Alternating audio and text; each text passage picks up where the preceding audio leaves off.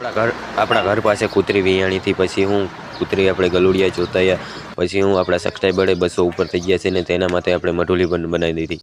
તો કહાની કંઈક એવી હતી કે આપણને વાત મળી હતી કે આપણા ઘર પાસે કૂતરી વિયાણી છે. પછી આ ગાડીની ચાવી એટલે આપણે ગાડી તો હે જ નહીં. પછી હું બાઇક કાઢું નીકળી ગયા થોડુંક કામ હતું અહીંયા.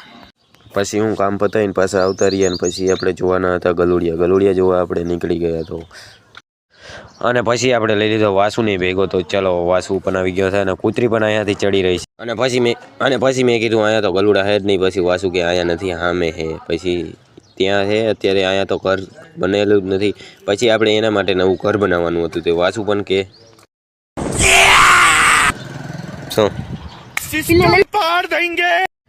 અને હું પછી કોમ્પ્યુટરમાં રિસર્ચ કર્યું ને આપણા સબસ્ક્રાઈબર થઈ ગયા હતા 246.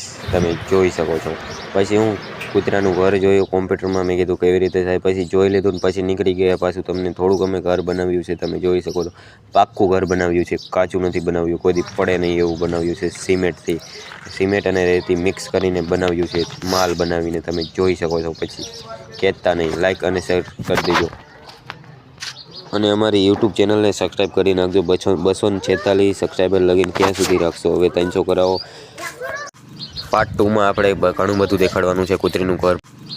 પાર્ટ 2માં આપણે કમ્પ્લીટ ઘર દેખાડશું. તો પાર્ટ 2 હતું લાઈક કરી દો, શેર કરી દો અને